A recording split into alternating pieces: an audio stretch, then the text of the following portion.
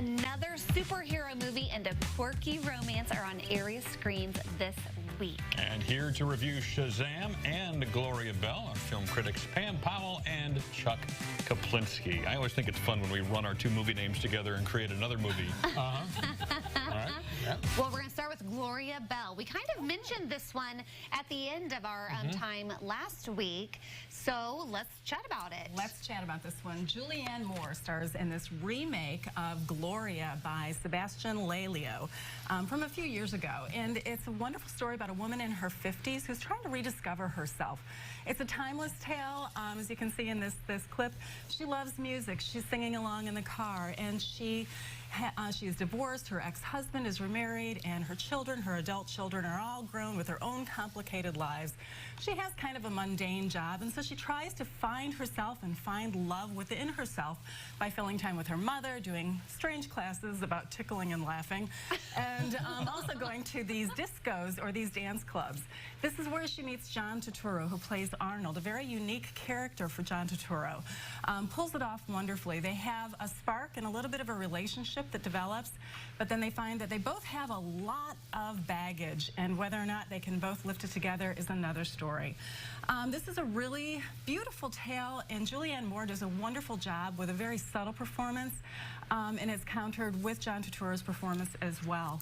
I think anybody who's in their 50s, a woman in their 50s, can really relate to this film and all the different nuances, and we all have lots of baggage that we carry with us in our lives, and we all want to find happiness. So I really enjoyed the film. A couple of inexplicable situations within it, but not enough to say don't go see it. I think it's a great film. Go see it, especially if you're 50-something like some of us. This seems to me maybe one that you would disagree on, but you were nodding your head more than I expected. Oh, wow. Well, I love Julianne Moore. Love Julianne Moore. She's fantastic, can do no wrong.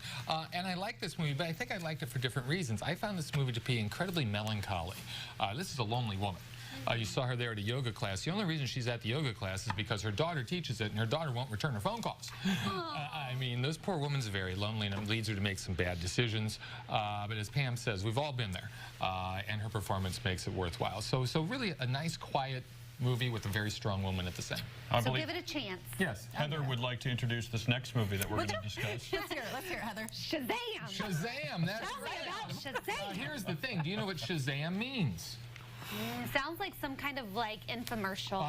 You couldn't be more wrong. It does, actually. Shazam is the name of a wizard in which young orphan Billy Batson meets. And he says, look, Billy, I'm dying here, but all you got to do is say my name and you get my powers. And when you say Shazam, you get the wisdom of Solomon, the strength of Hercules, the endurance of Atlas, the power of Zeus, the bravery of Achilles, and the speed of Mercury. And you also get a really cool uniform that's red and it has a lightning bolt on it that has real electricity in it. And that's really the important part. This is quick. Watch. This kid's going to jump off the building. Does it say?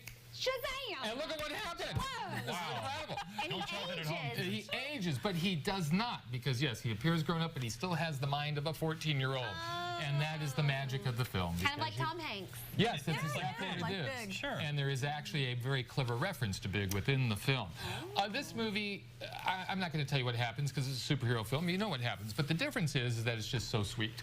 You've got this kid who's looking for himself because he's an orphan. He's in a... not a halfway house, foster home with other kids, and they're looking for their own place. And the power that he gets from being Captain Marvel helps him care for them, helps them love them. And that's really the message of this show, is trying to find yourself.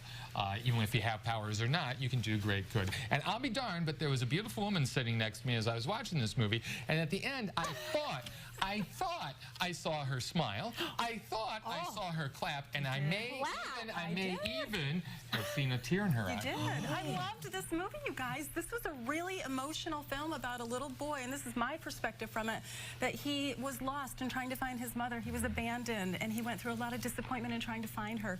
And it was just beautifully, emotionally done. It was sweet, it was charming, it was total escapism and fun. Great characters, just great all the way around. Something to take your, I guess you have to have earmuffs if you're under 13, but great family film to take your kids to. Okay. A lot of fun. Just bring earmuffs if you have young kids. Yes, always fun. And this is at the drive-in out in Gibson City this week. Even better. Hey, thanks Chuck and Pam. You bet. Be sure to check out their website, subscribe to their newsletter. Right there. There it is. where you can learn everything that's happening in the movie world. And we'll connect you at SayLiving.tv.